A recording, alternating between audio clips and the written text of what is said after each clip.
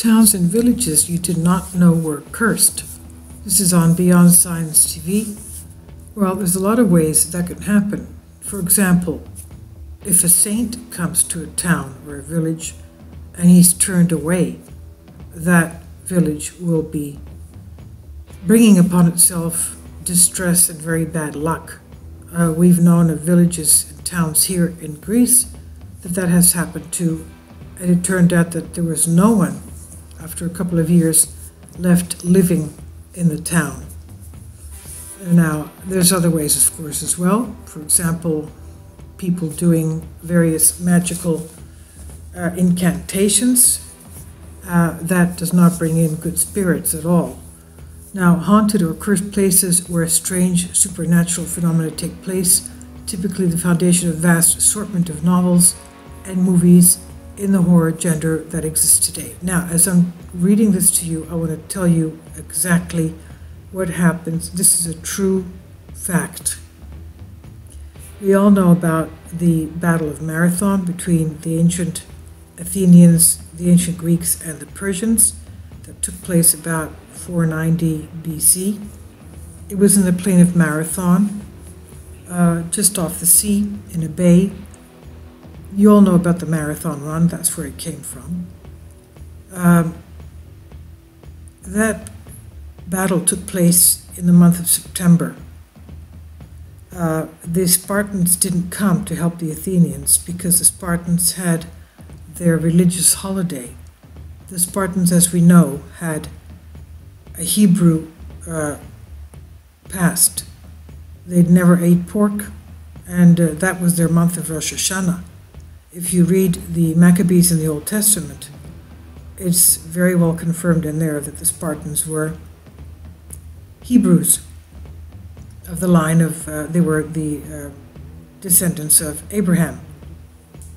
And they also, of course, had an alliance with the Maccabees for that reason. And when others that were enemies of the Maccabees found that the Spartans became allies with the Maccabees, nobody dared touch a hair on the Maccabees' heads.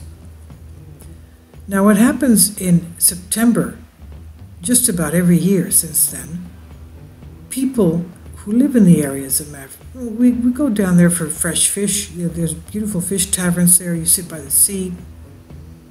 Now, I'll upload one of the, I'll upload a little nice scenery. You'll see what it looks like. It's beautiful. Very shallow bay. Well, every September, people who live there claim that they hear clashes of a battle with swords and yelling and all this battle scenes, battle cries. And they see this on top of their heads. It's as if it's a reenactment of what took place there. I don't know if that is exactly what did take place, or perhaps they saw the spiritual world, the good and the bad fighting against each other above their heads. We also have written accounts of that being experienced by saints as well. That's written in the Old Testament as well. Okay, now, when you have battles taking place in a location, that also will haunt the place.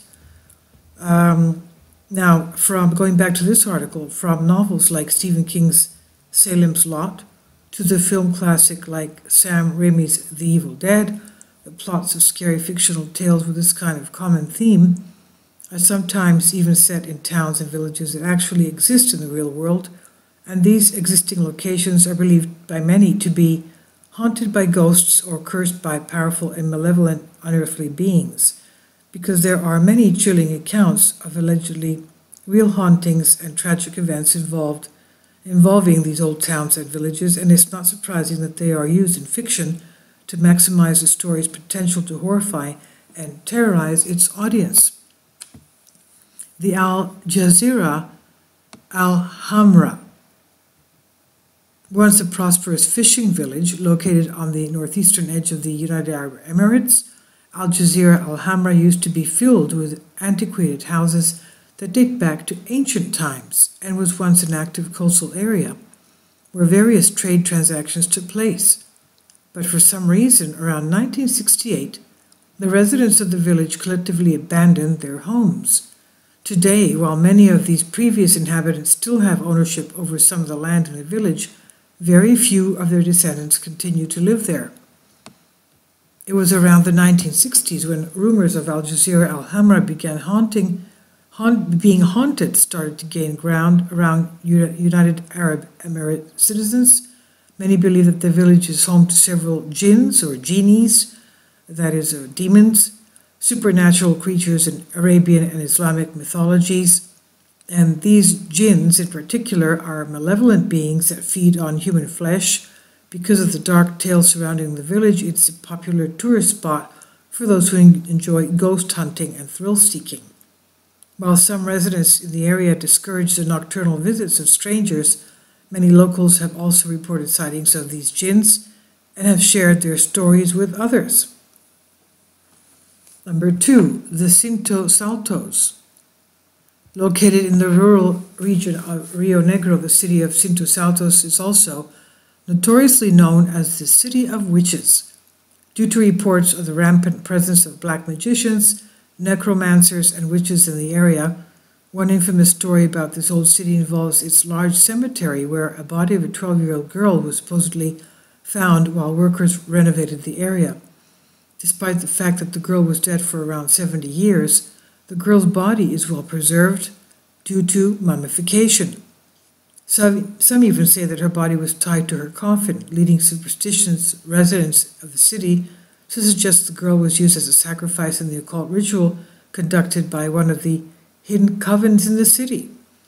There are also reports of seeing a ghost of a young girl roaming around the cemetery. Another terrifying tale, said to have taken place in Cinto Saltos, involved the Pellegrini Lake, where many sacrifices purportedly performed by resident witches, supported by reports from visitors of hearing eerie shrieks when they pass through the lake's crossing at night. Some people tried to locate the source of these unnerving screams, but they always ended up unsuccessful. Number 3, the Darvags. Village is more popularly known as City of the Dead, is regarded as among the most enigmatic locations in Russia. Hidden somewhere in the Caucasus Mountains in North Ossetia of southern Russia, looking at the site from a distance, it may seem like a regular hill village with crude houses, but in reality, Darvags is no ordinary village.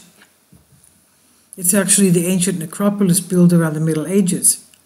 People of the Ossetian or Alanian tribe erected these house-looking crypts to bury their family members in, and today there are currently around 100 stone crypts in the area. Some of them contain scattered bones. Today, many of the residents residing in the mountains steer clear of the necropolis due to a local legend warning that those who would visit the tombs in Darvags end up receiving a curse that supposedly drives them into an early grave.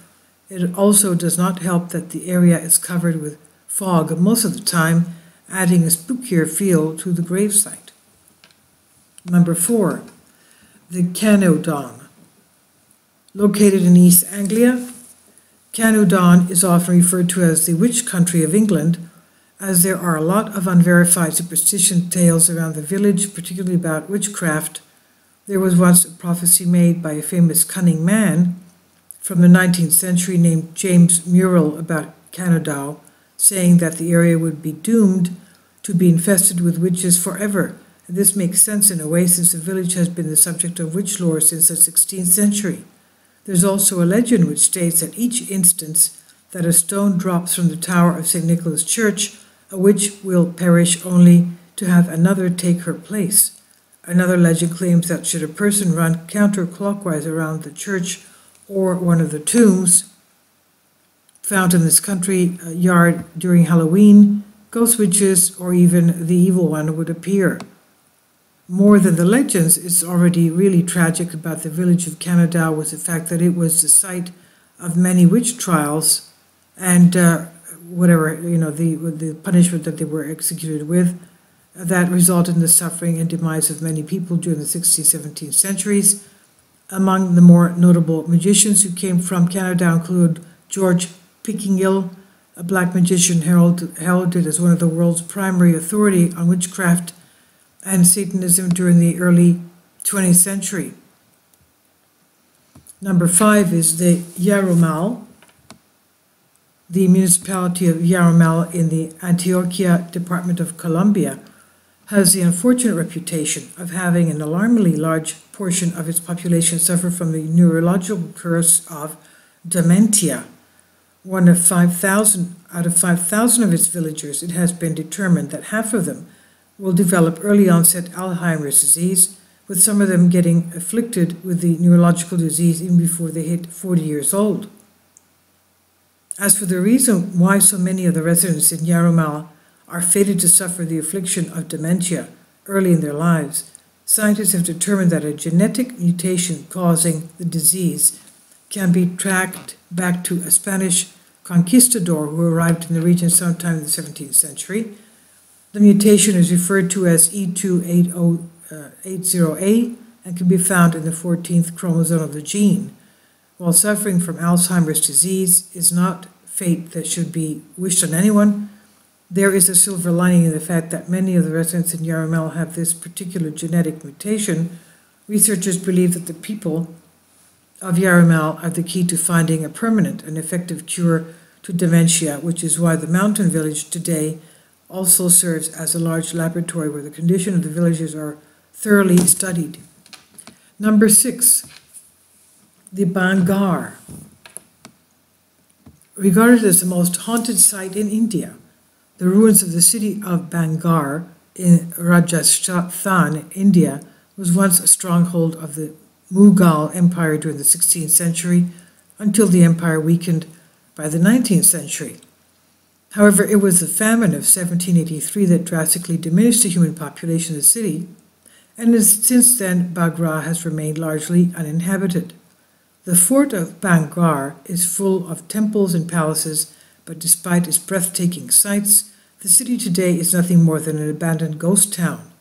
In fact, even now, entry to the city between sunset and sunrise is prohibited, and outsiders are warned against entering the city by the Archaeological Survey of India. There is even a legend circulating in the region that anyone who dared to visit the ghost city at night is fated to remain trapped inside the city's ruins for eternity. Nevertheless, thousands of people have visited Bangar at night every year, either because they don't believe in the curse or they want to see for themselves if it's real. As for why the city is cursed, one story tells of a holy man called Baba Balnath, who gave his permission for the people to construct the town so long as the buildings they erected did not cast a shadow over his residence. If they did, he would punish the people by destroying the city. A descendant prince, however, violated this rule, leading Balnath to curse the entire town. Another tale speaks of a wizard called Singiya who fell in love with the princess of Bangar named Ratnavati. To make the princess love him, Singiya cast a spell on a fragrance purchased by one of the prince's attendants. However, the princess saw through the plan and caused the magician's death. Before he took his last breath, Singiya cursed Bangar, prophesying that people would soon abandon the city completely. Now, there is no way to tell if all these old towns and villages from different parts of the world are actually cursed. What we can say is that the spooky tales and legendary curses connected with the old sites are what makes these places all the more interesting for many of us.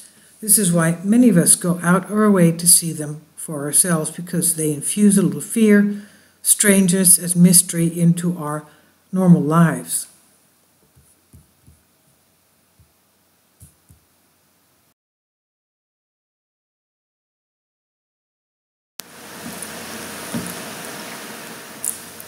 If you'd like to join me on my Patreon account, you will hear content not covered by mainstream media.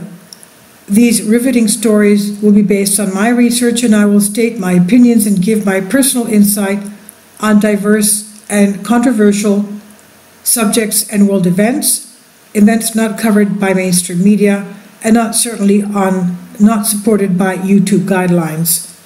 So whatever I have on my Patreon, most of those will not be on my YouTube channel.